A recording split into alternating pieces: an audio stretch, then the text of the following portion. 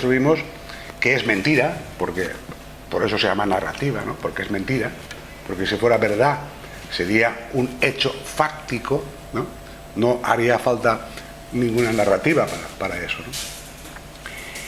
Dicho de otra manera, el psicoanálisis funciona más allá de sí mismo, y lo hace precisamente porque es capaz de parar en un momento determinado la narrativa, ¿eh?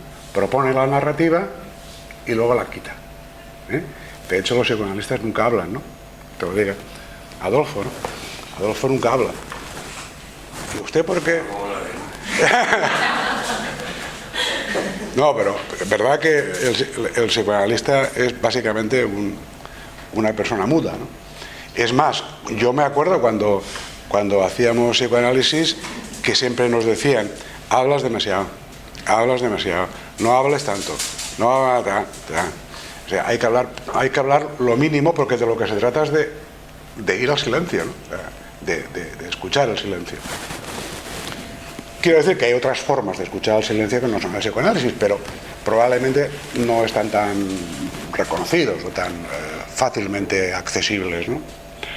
Ahora bien, el psicoanálisis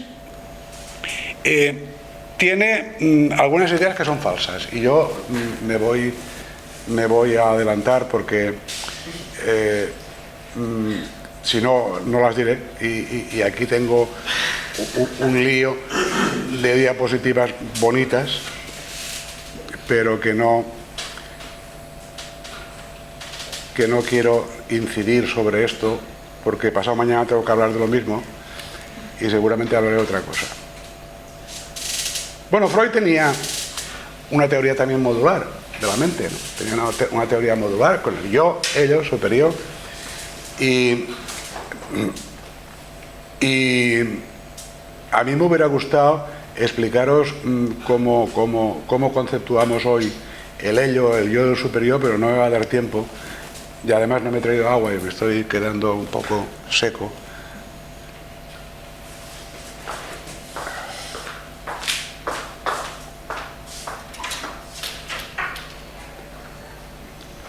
Pero me gustaría explicaros un poco cuáles son los aciertos y los desaciertos de Freud, ¿no? Por ejemplo, aquí tenéis los aciertos de Freud, ¿no? El inconsciente se rige por el principio de no contradicción, es decir, siempre es sí para el inconsciente, ¿no? No hay un no.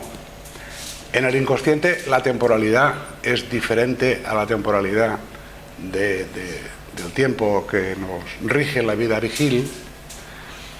Las predicciones que hizo acerca de los malestares de la cultura y de la dificultad o del antagonismo entre el placer y la civilización parece que se han cumplido, que la pulsión sexual es dominante en la motivación humana, así como la pulsión autopreservadora, que el principio del placer guía nuestra vida y que los síntomas psíquicos están sobredeterminados. Es decir, que no hay una relación de causa-efecto, sino una relación, como decimos hoy, una relación compleja entre los síntomas psíquicos y sus causas. Ahora bien, Freud se equivocó en una serie de cosas, ¿no? Y a mí me gustaría decir, con mucha frecuencia, confundimos la genética o la neurociencia con el psicoanálisis y decimos, no, es que esto es reduccionista, ¿no? La palabra reduccionista está demasiado mal usada, porque Freud fue el principal reduccionista que hubo. Estos son los recortes, ¿eh? No he conseguido una botella de agua, he conseguido un vaso de agua. Muchas gracias, muchas gracias.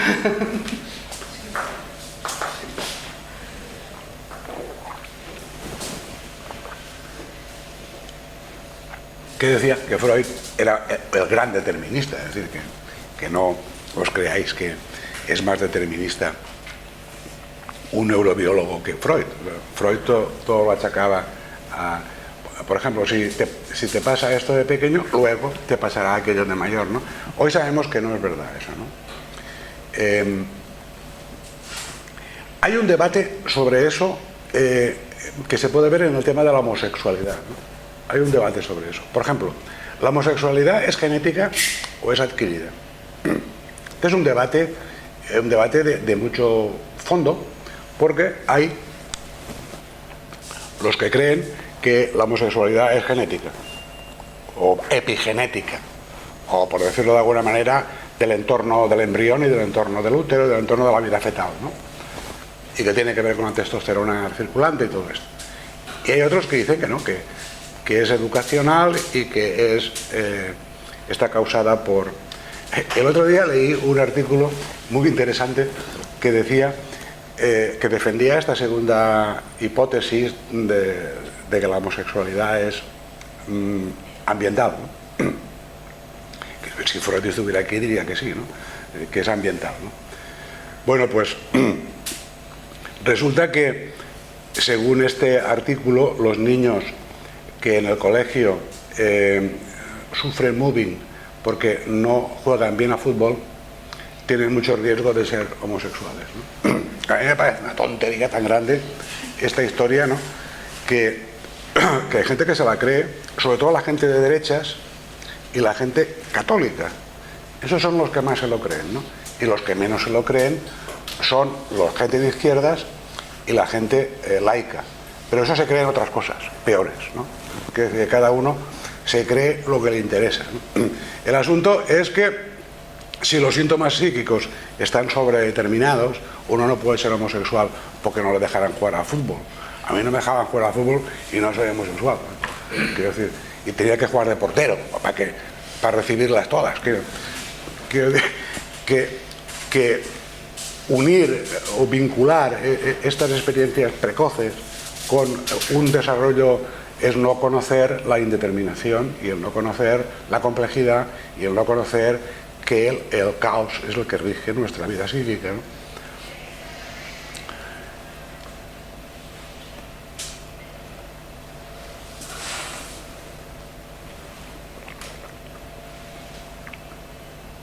¿Y en qué se equivocó Freud? Pues se equivocó básicamente en el complejo de Edipo. Y para hablaros del complejo de Edipo, os voy a decir lo que es el complejo de Edipo. El complejo de Edipo es cosa de hombres, ¿eh? No, las mujeres no tenéis complejo de Edipo. Complejo de Edipo viene a decir que el niño quiere conseguir a su mamá sexualmente hablando, nada de metáforas, sexualmente, y desarrolla simultáneamente una serie de afectos negativos y de rivalidad con su padre, ¿no? O dicho de otra manera, el niño quiere matar a su padre para conseguir a su madre, ¿no? Este es, dicho de una manera así bastante fácil, ¿qué es el complejo de Edipo, ¿no? Entonces, eso se resuelve a través de una serie de mecanismos complicados que todos sabréis porque os lo habrán explicado ya, ¿no? De cómo se resuelve el complejo de Edipo y tal. Bueno, el complejo de Edipo es una lectura falsa de la mitología por parte de Freud. Os voy a contar la verdadera historia. La verdadera historia de Edipo es que tenía un papá que se llamaba Laio. Y Laio consultó al oráculo cuando su mujer estaba embarazada de Edipo. Entonces el oráculo, que era el psicólogo de entonces, los psicólogos, ¿no? Pues hacían predicciones. Y hacían predicciones paradójicas. Que los que sepáis algo de terapia sistémica, pues ya sabréis lo que es una predicción paradójica, ¿no? Bueno, eso es de otro seminario. El caso es que le dijo el oráculo a Laio que tendría un hijo varón, fíjate, sin ecografía, tendría un hijo varón y que ese hijo lo mataría. Claro, si te dicen eso, ¿tú qué vas a hacer? Estamos en la época preclásica, ¿no? Cuando los padres tenían que reconocer a sus hijos y eliminar a aquellos que estaban que venían al mundo en malas condiciones. Y 1 de cada 2 gemelos morían precisamente porque eran abandonados en el bosque, ¿no? Es decir, que en aquella época era muy frecuente que el infanticidio, ¿no? Que los padres mataran o abandonaran a sus hijos a su suerte en el bosque, donde eran recogidos por pastorcillos, ¿no? Según la mitología. El asunto es que este hombre hizo esto, es decir, como lo iba a matar, y era una predicción del oráculo, lo que hizo fue abandonar a su hijo en el bosque. Y allí, pues, dice la leyenda que fue recogido por unas personas que lo educaron, lo hicieron un hombre, y luego de ahí, pues, viene la historia de cuando en el cruce de caminos se encuentra a Layo y lo mata, ¿no? Lo mata sin saber que era su padre, y se casa con su madre Yocasta sin saber que era su madre, ¿no? Esta es la mitología, la mitografía. Entonces Freud utiliza este mito para decir: el niño alberga sentimientos incestuosos con su madre y alberga sentimientos agresivos con su padre. Pero la verdad del asunto es que ahí el malo era Layo, ¿no? No era Edipo. Es decir, Layo es quien lo mata, o lo quiere matar, ¿no? O quiere deshacerse de él. O sea, que el complejo de Edipo, en todo caso, sería más bien algo que les pasa a los padres con sus hijos, y no a los hijos con sus padres, ¿no? Bueno, pues en esta historieta de Edipo hay un señor que se llama Westermarck, que es un antropólogo coetáneo de Freud. Westermarck es un hombre muy interesante, ahí tenéis el nombre, el efecto Westermarck. El efecto Westermarck, ahora os cuento lo que es, porque este hombre tuvo la mala pata de vivir en la misma época de Freud, y entonces no se le conoce apenas, pero es un antropólogo muy, muy brillante, y que fue uno de los padres de la psicología evolutiva, ¿no? La psicología evolucionista. El caso es que Westermarck lo que defiende es que el niño no tiene ningún interés sexual por su madre, ¿no? Y que por tanto el complejo de Edipo es falso. No existe ningún complejo de Edipo. Y para demostrarlo, él lo que hace es hacer una investigación sobre el incesto. ¿Quién incestúa con quién, no? Y dice: a los niños no les interesan las mujeres mayores. Cosa que es verdad, ¿no? A nadie nos interesan las mujeres mayores, ¿no? ¿O sí? ¿Alguien dice que sí, por ahí? A nadie, ¿no?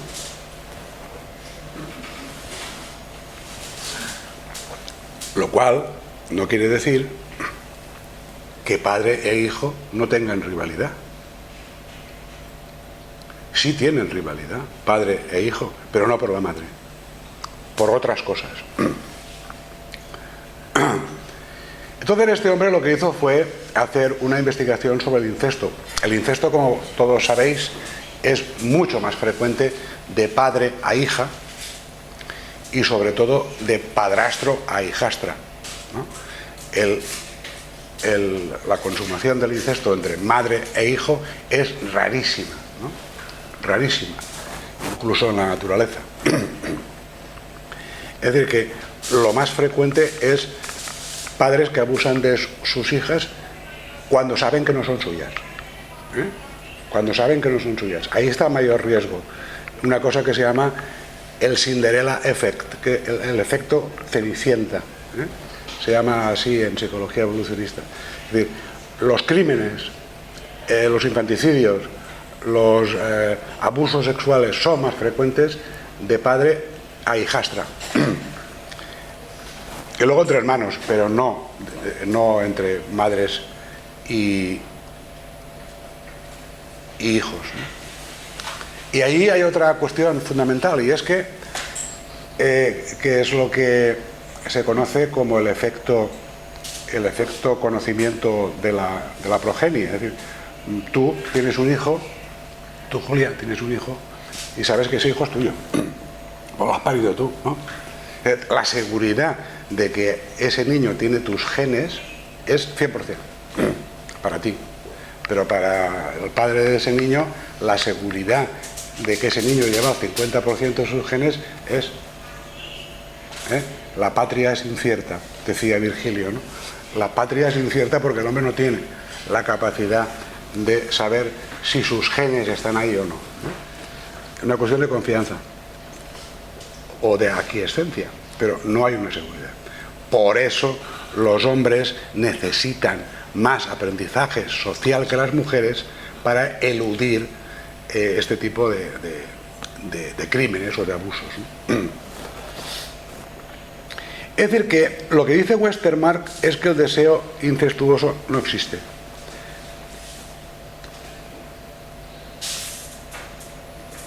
Y lo que hace es investigar sobre el fenómeno del incesto. Os voy a hacer un breve comentario, luego terminamos con esto del incesto, que yo ya estoy sudado. El asunto es el siguiente. Es un experimento mental acerca de vuestro superego, ¿no? Un experimento mental. Imaginaros dos hermanos, hermano y hermana, que se quieren mucho y que son, digamos, más o menos de la misma edad y que tienen una relación, un vínculo muy estrecho entre ambos. Imaginaros que se van de viaje, tienen un viaje, se van a una playa de esas del Caribe y que pactan entre ellos tener una relación sexual. Entonces diseñan el experimento de la siguiente manera. Vamos a tener una relación sexual protegidos para no tener hijos, con condón y con 2 condones si hace falta, lo que haga falta. Y después de esta relación sexual no volveremos a tener nunca más ninguna relación sexual y no nos enamoraremos ni querremos formar una pareja nunca, ¿no? Entonces llevar a cabo este experimento y entonces el experimento consiste en preguntar al público que levanten la mano los que condenen esta acción.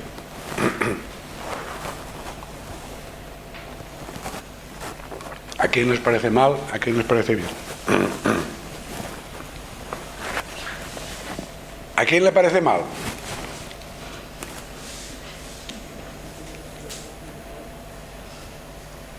¿Solamente 3? ¿4? ¿Y a quién le parece bien? ¿A nadie? Bien y mal. Hombre, bien o mal, en el sentido moral. En el sentido moral.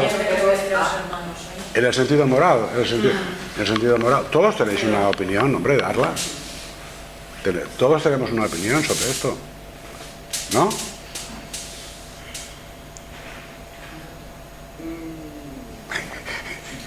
Una opinión de bien o mal, yo en este momento. O sea, yo tendría que ver esas personas en concreto, cómo son, porque en qué circunstancias han tomado esa decisión, cómo ha ido esa decisión, si la han cumplido, si no la han cumplido, si la han podido cumplir, si no la han podido cumplir, qué ha pasado con eso, qué ha significado para ellos, en fin. Preguntarme tantas cosas y cómo lo han hecho. Eso no tiene que ver con, eso no tiene que ver con la moral. Un juicio moral, Que eso no tiene que ver con la moral. Que todos hacemos juicios morales, todos hacemos juicios morales sobre los demás todos los días. Todos los días, todos los días. Todos los días lo hacemos. ¿O no? Vamos, a ver, qué decir, todos los días. Yo hago juicios morales todos los días. Menos que mi secretaria, pero bueno, cada uno hace lo que le llega, ¿no? Pero es que igual en este caso han hecho. Quizás en el futuro se podría decir si no había consenso. No, consenso sí que había. O si alguien quiere, claro, ahí, pero a priori. Matías. Mal. Yo no levanto la mano, pero a mí me parece mal. Porque yo estaba pensando, ¿no? Cada uno que haga lo que quieras, que son adultos, que no. Dos hermanos que decidan mantener relaciones. Desde el punto de vista moral, ¿no? De los valores, a mí me parece. Desde el punto de vista del superior, ¿no? No estaba hablando del superior y de Freud y del incesto y de no sé qué. Como cada uno con su vida, claro, yo no iría a decirles que lo pueden hacer. No, ahora que a ver, te lo voy a poner de otra manera. Que levanten la mano aquellos de vosotros o vosotras que hayáis tenido relaciones sexuales con padres, tíos, hermanos o hijos. ¿Y eso no es moral? El tabú del incesto, porque se respeta. ¿Por qué se respeta? Porque es de Dios, porque es de la Iglesia, porque es del PSOE. ¿Por qué se respeta el tabú del incesto? Que esta es la pregunta que estoy tratando de llegar, ¿no? Claro, y ya que ha sido Matías el que se ha pronunciado más claramente, yo lo que te preguntaría es ¿por qué tú respetas el tabú del incesto? ¿O lo respetarías si tuvieras hijas, que sí que tienes, ¿no? Yo creo que no hay ninguna ley escrita que lo... No hay ninguna ley escrita. Que va de suyo. Es una historia que va de suyo, que hay una inscripción ahí, si se puede llamar así, que dice eso no. ¿Pero por qué? ¿Por qué tú la respetas? No hay ningún porqué de escritura. Sí, claro que hay un porqué, hombre. Yo voy a cambiar mi opinión y voy a pensar que no está mal. Te haría sentir monstruo. Mi razón es porque me haría sentir un monstruo. Te haría sentir un monstruo. Sí. Sí, otra cosa es que en un momento determinado de tu Eso es evolución, moral. tú tengas, tengas cierta curiosidad sexual y bueno, aparezca algo de la pulsión que tiene que tener un sitio donde ubicarse y colocarse. Más cercano es mi vecino, probablemente mi vecino es mi hermano, mi primo, mi tío, alguien, ¿no? Es decir, que siempre hay puede haber algo, ¿no? Pero la cuestión es la curiosidad sexual y otra cosa es este punto, ¿no? Como tú lo planteas. Es decir, eso va de suyo de que no. Bueno, esto que yo planteo no lo planteo yo porque se me ha ocurrido a mí, que es un dilema moral de psicología evolutiva, de Jonathan Haidt concretamente, y que es un dilema para explorar por qué determinadas prohibiciones, como por ejemplo esa que tú dices que no está nombrada, no está inscrita, las aceptamos de una manera natural, sin sufrir, ¿no?, demasiado, y de alguna manera... Sí, dime, Matías. Posiblemente, porque estaba pensando yo en este concepto que antes has descrito del inconsciente adaptativo, ¿no?, con el ejemplo de la menorrea, las taras que genera la endogamia tengan que ver con esto, ¿no? Y, muy bien. Y que esté ahí el...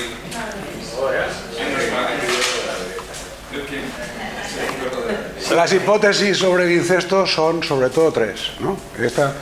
La hipótesis de la familiaridad, que es que crecer juntos fabrica una especie de aversión entre los sujetos que les impide aparearse, no solamente la gente que se cría junta, sino la gente que convive junta mucho tiempo en muchos entornos, como por ejemplo los kibbutz de Israel, ¿no? Los kibbutz de Israel, ¿no? Todos los que estáis casados más de 30 años, pues ya sabéis eso lo que es, ¿no?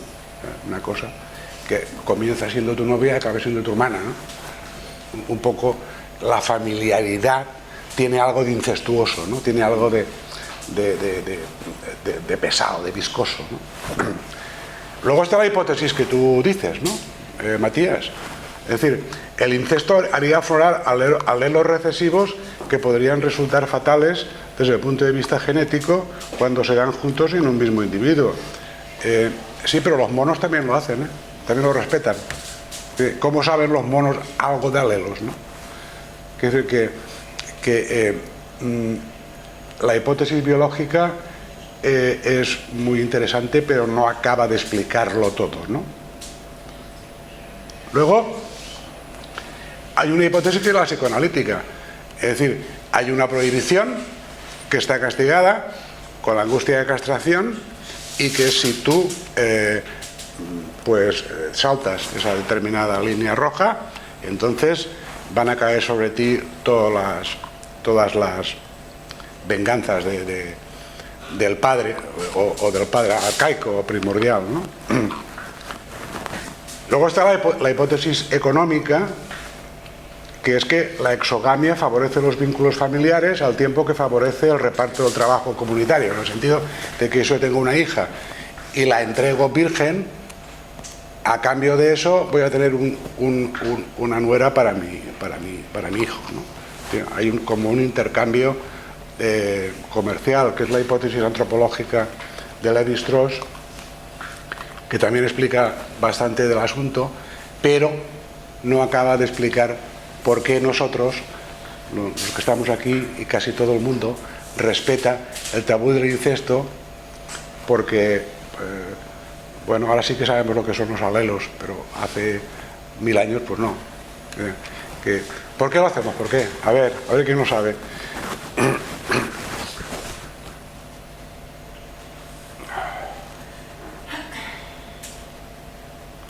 Lo hacemos porque nos da asco. Asco. Repugnancia. Hay algo repugnante. Como tú decías, el monstruo, ¿no? Hay algo repugnante en acceder carnalmente a la gente de nuestra familia, en matar niños como ese tío que va por ahí, el psicópata ese de la hoguera.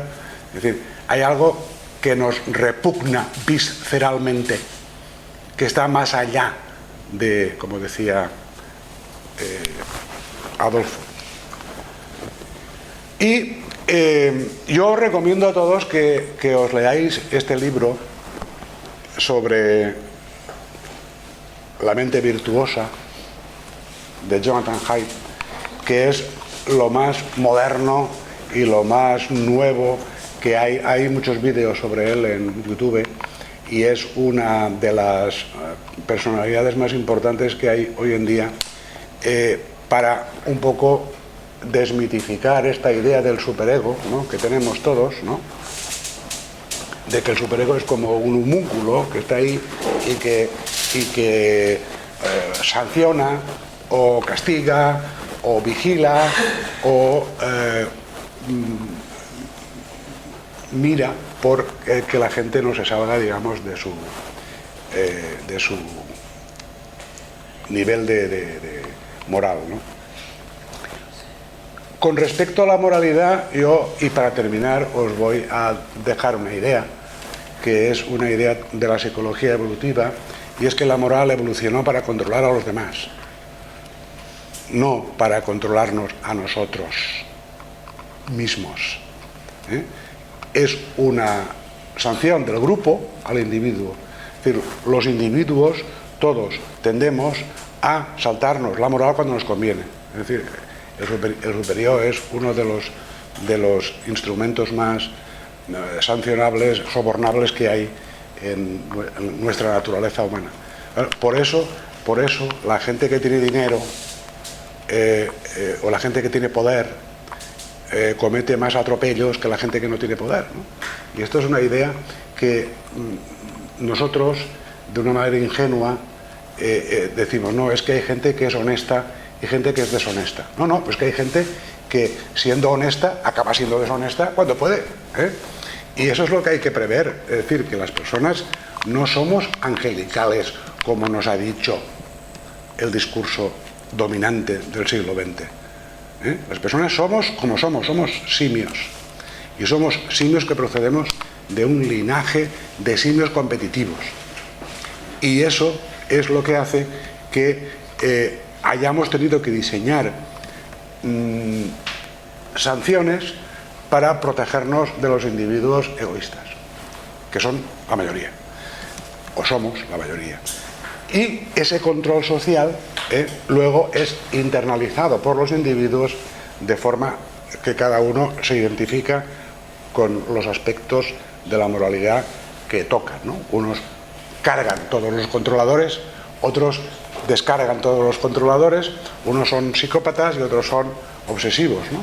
Porque unos llevan demasiada carga moral y otros demasiada poca, ¿no? Pero en realidad el tener mucha carga moral o poca no es un órgano del cerebro, sigue sin ser un órgano del cerebro, sino una identificación, un bucle, un módulo que hemos copiado de otros, ¿no? Esta sería un poco las ideas de Haidt sobre el superior. Y con esto lo dejamos ya porque me gustaría que abriéramos ahora un turno de preguntas y que hablara Adolfo, ¿no? Que hablara Adolfo, porque has venido de Valencia, hombre, adrede. Muchas gracias por vuestra atención, ¿eh?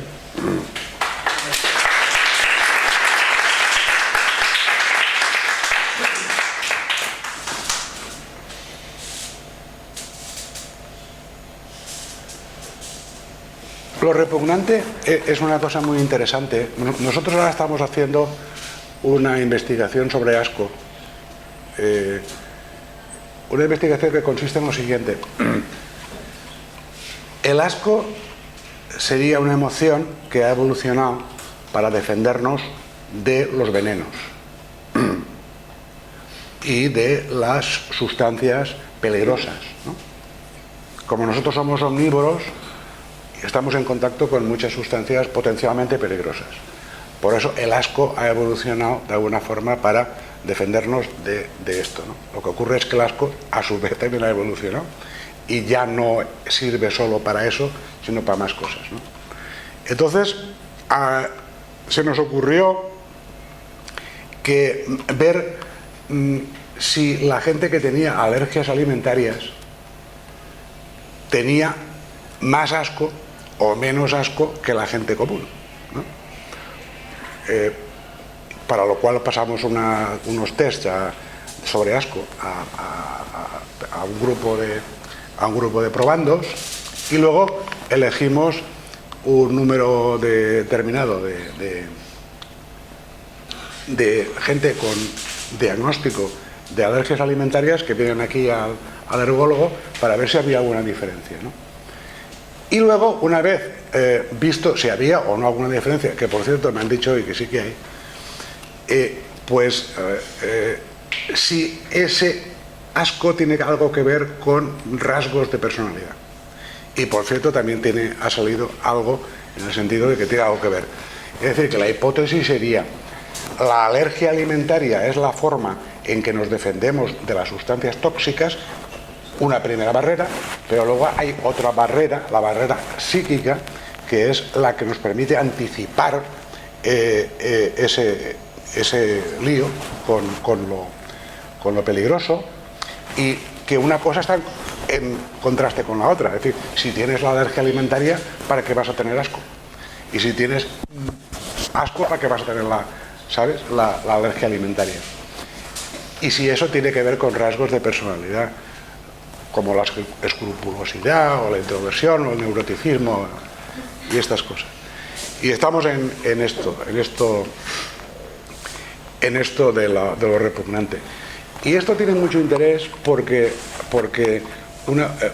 los vómitos de las embarazadas del primer trimestre están producidos por eso. Es decir, no están producidos por toxinas reales, ¿no? Sino porque el cuerpo de la embarazada chequea el medio ambiente